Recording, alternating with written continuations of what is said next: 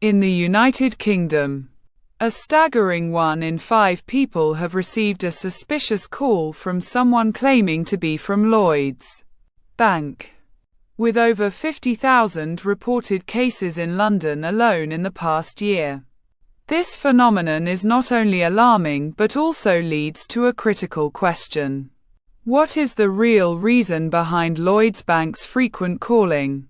And how does it relate to their fraud prevention phone number that's been trending in searches? Are these calls genuinely aimed at preventing fraud? Or is there a more complex mechanism at play that the public is not fully aware of?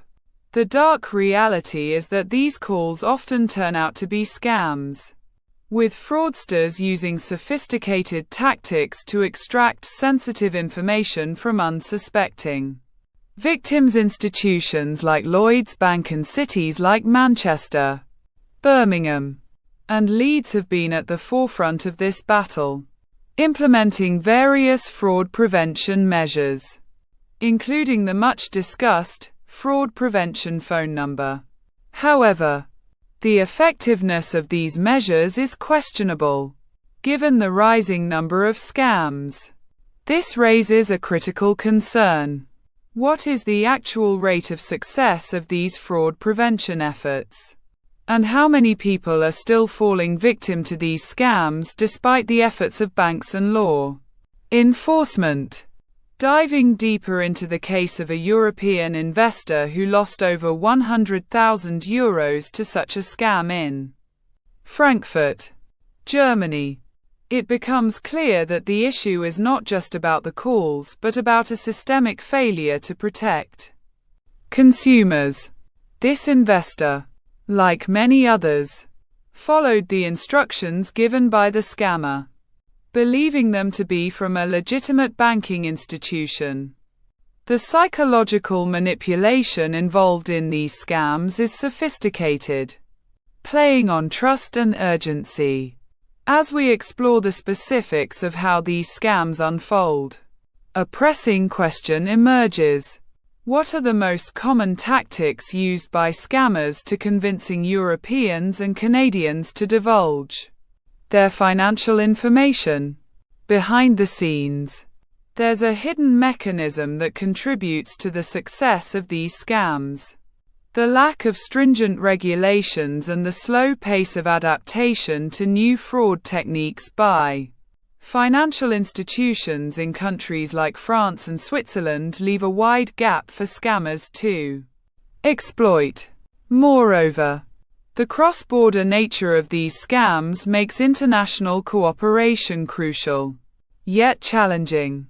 The question that arises from this complex situation is, how do the differing regulatory environments across Europe and Canada impact the prevalence and success of these financial scams? The psychological dimension of these scams is perhaps the most insidious aspect. Victims often feel a deep sense of shame and guilt, which can prevent them from reporting the crime. This emotional response is exactly what scammers count on, as it allows them to continue their operations with less risk of being caught. The psychological trap is so effective that even when victims realize they've been scammed, they might still hesitate to act, fearing repercussions or further loss. This leads to a haunting question. What is the long-term psychological impact on individuals who have fallen victim to these scams? And how does it affect their future financial decisions? Wealthy individuals and families approach these situations with a distinctly different mindset. They prioritize proactive protection of their assets, often employing private security firms and financial advisors to monitor their accounts for any suspicious activity. This proactive stance is a key factor in their ability to avoid falling prey to such scams. The stark contrast between their approach and that of the average person raises an intriguing question. What specific strategies do the wealthy implement to safeguard their financial information and assets from potential scams? For those looking to protect themselves, there are 3 critical steps to take. First, consider setting up a separate, secure account for sensitive transactions, using institutions like Lloyds Bank's secure online banking platform. Second, invest in a reputable fraud protection service that monitors your accounts and alerts you to any suspicious activity.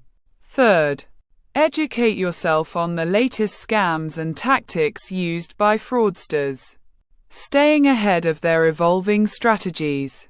By taking these proactive measures, individuals can significantly reduce their risk of falling victim to financial scams. If you are still watching, you already think differently from 95% of people.